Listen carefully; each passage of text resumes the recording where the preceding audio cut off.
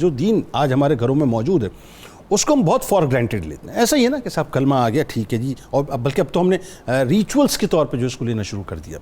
اب ذرا لوگوں کو یہ بتائیے کہ ابتدائی اسلام ہے اور حضرت عثمان بن عفان رضی اللہ تعالیٰ عنہ چوتھے صحابی ظاہر اسلام قبول کرنے والے، اور پھر ایک ڈومیننٹ پرسنالٹی ظاہر عرب کے معاشرے میں، آپ بڑے تاجر اور آپ کا خاندان بھی بڑا انفلوئنشل، اور وہ انفلوئنشل خاندان جو ہے آپ کو انفلوئنس کرتا ہے اور شدید قسم کی تکالیف دیتا ہے. تو وہ جو منظر نامہ ہے وہ ذرا بتائیے کیا ہے. دوسرا ظاہر ہے انہی تکالیف کے پیش نظر آپ نے پھر ہجرتیں بھی کی، ذوالہجرتین کا تاج آپ کے سر پہ سجا، اور پھر ذوالنورین کا جو شرف آپ کو ملا. تینوں باتیں بتائیں. بسم اللہ الرحمن الرحیم. جنید صاحب بہت شکریہ. حضرت عثمان غنی کا ہم تذکرہ کر رہے ہیں. جنید صاحب عثمان غنی جیسے رضی اللہ تعالیٰ عنہ آپ نے ذکر کیا چوتھے نمبر پہ ہیں اسلام قبول کرنے کے لحاظ سے، اور جتنا ابتدائی زمانہ تھا اتنی ہی زیادہ مشکلات کا زمانہ تھا. جی جی. جیسے جیسے تعداد بڑھتی گئی، مسلمانوں کی طاقت بڑھتی گئی، تو نئے آنے والوں کے لیے، دین قبول کرنے والوں کے لیے مشکلات بھی کم ہوتی چلی گئیں. یعنی جس نے جتنا پہلے دین قبول کیا اتنی مشکلات بھی برداشت کی. اس پہ بڑا قابل غور نقطہ جنید صاحب یہ ہے کہ آپ صلی اللہ علیہ وسلم پر جو بھی ایمان لے کے آیا پھر واپس نہیں پلٹا.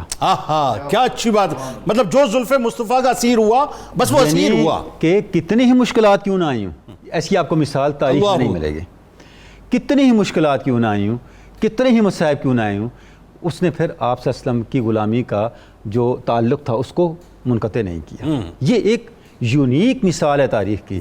اس کا مطلب یہ ہے کہ آپ صلی اللہ علیہ وسلم کی دعوت کتنی مؤثر تھی، آپ کی شخصیت جو تھی وہ کتنی اس کے اندر تاثیر تھی، اور جو آپ کی دعوت کو قبول کرنے والے تھے وہ صداقت کے اور فہم کے اور انشراح کے کس درجے پہ جا کے اس کو قبول کر رہے تھے. یہ ہے وہ للہیت جس کی وجہ سے لوگ وفاداری تبدیل نہیں کرتے. انہیں پتا تھا کہ مشکلات آتی رہیں، اس کو چھوڑنے کے بعد جو سودا کریں گے وہ اس سے ادنا ہی ہوگا. لہذا انہوں نے اس تعلق کو چھوڑا. قرآن مجید کہتا ہے ذالک مثل فی التوراۃ و مثل فی الانجیل کزرع اخرج شطأہ فآزرہ فاستغلظ فاستوی علی سوقہ یعجب الزراء. میرے صحابہ کی مثال ایسی ہے جس کو میں نے انجیل میں بیان کیا، صحابہ کتابوں میں بیان کیا.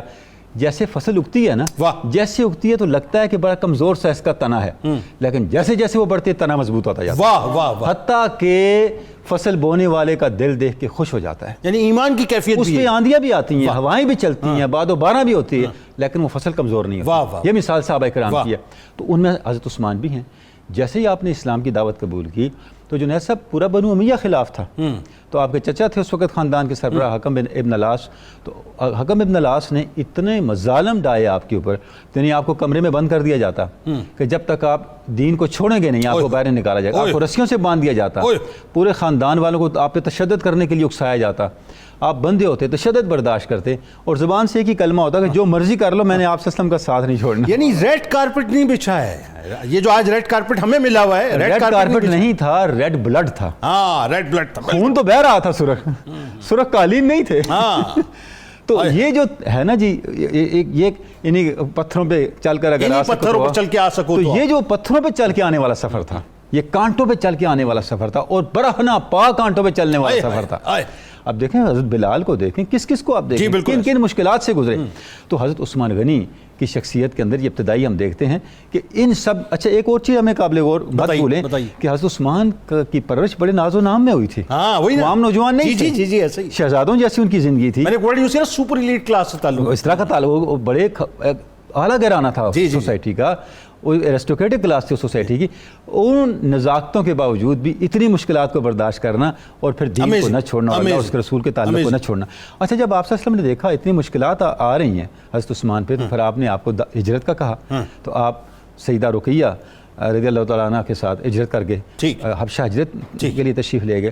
تو آپ صلی اللہ علیہ وسلم نے ارشاد فرمایا کہ حضرت لوط حضرت ابراہیم کے بعد عثمان پہلے شخص ہیں جنہوں نے اللہ کی راہ میں اپنی زوجہ کے ساتھ ہجرت کیا. اور آپ دیکھیں آپ صلی اللہ علیہ وسلم نے صحابہ کرام کو ہجرت کے لیے کہا، حبشہ چلے گئے صحابہ کرام، لیکن جب حضرت عثمان کو بھیجا تو آپ صلی اللہ علیہ وسلم اس تمنا میں تھے کہ مجھے خبر ملے عثمان کہاں پہنچے. اور خبر ملی. جب خبر نہ ملی تو آپ گھر سے باہر تشریف لائے، اور قریش کی خاتون آئی، اس نے آپ نے پوچھا تو اس نے بتایا کہ میں نے عثمان کو دیکھا ہے. وہ جا رہے تھے. کیا منظر؟ آپ نے پوچھا کیا منظر تھا، کیسے جا رہے تھے؟ انہوں نے کہا ان کے پاس سواری تھی، سواری پہ زوجہ تھی، خود پیدل تھے. شہزادی رسول سواری پہ تھی اور خود جو ہے وہ لگام تھامے تھامے چل رہے تھے. یعنی سواری پہ زوجہ تھی، آپ صلی اللہ علیہ وسلم کی نور نظر تھی، رفت جگر تھی، اور خود وہ سواری کے پیچھے. آپ نے کیا فرمایا؟ فرمایا ان دونوں کے ساتھ اللہ ہو ان دونوں کے ساتھ اللہ ہے، سبحان ان دونوں کے ساتھ اللہ ہوگا. سبحان اللہ. تو وہی سفر اس طرح ہی رہا. تو اس طرح آپ اچھا اسی دوران افواہ پھیل گئی کہ معاملہ حل ہو گیا ہے اور صلح ہوگی، تو آپ واپس تشریف لے آئے. جب واپس آئے تو پتہ چلا حالات ٹھیک نہیں ہے. بہت سے مسلمان واپس بھی چلے گئے، لیکن حضرت عثمان پھر مکہ میں قیام پذیر تا آن کے آپ نے پھر ہجرت مدینہ کی. ٹھیک ہے، گویا آپ ذوالہجرتین ہوئے، یعنی آپ نے 2 ہجرتیں کی. آپ حبشہ بھی گئے، آپ مدینہ طیبہ بھی گئے. اور آپ کا لقب جس طرف آپ نے اشارہ کیا ذوالنورین ہے. ذوالنورین آپ کے ظاہری کمال کو بھی ظاہر کرتا ہے اور آپ کے باطنی کمال کو بھی ظاہر کرتا ہے. واہ واہ واہ واہ. مولانا روم کہتے ہیں کہ بر گرفت از نار و نور ساخت وہاں گئے آن بر جملہ انوار تاخت چونکہ عثمان آن ایارہ این گشت. کہتے ہیں کہ یہ جو نبوت ہے نا یہ نور کی طرح ہے، اور یہ ایسا نور ہے جو سب انوار پہ چھایا ہوا ہے، کوئی نور اس سے نکلا ہوا نہیں ہے.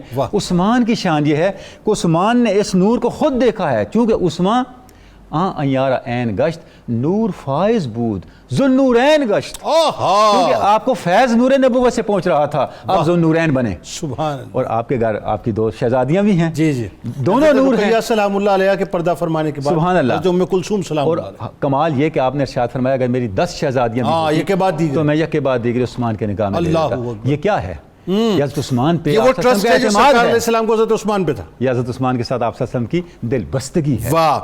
اور میں ایک جملہ عموماً کہتا ہوں، شاید میں نے پچھلے پروگرام میں بھی جب مولا کائنات اور سیدہ کائنات کے عقد کے موقع پر ہم پروگرام کر رہے تھے، میں نے کہا تھا بلا تمثیل، ظاہر تمثیل بنتی بالکل نہیں ہے، لیکن ایک سمجھانے کے لیے لوگوں کو کہ ہم جیسا عام آدمی جو ہے اپنی بیٹی کے لیے جب کوئی داماد مطلب ظاہر تلاش کرتا ہے تو ہم سوچتے ہیں کہ ٹاپ آف دا لائن ہونا چاہیے صاحب، مطلب کمپرومائز اس پہ نہیں کریں گے، اس کے کردار پہ. اب جنید صاحب دیکھیں نا، مولانا نے اس کی وضاحت کر دی نا مولانا روم نے کہ وہ باطناً نور نبوت سے اتنے مستفید واہ واہ کہ وہ باطناً ذوالنورین تھے. تو آپ نے فرمایا میری شہزادیوں کا مستحق یہی ہے.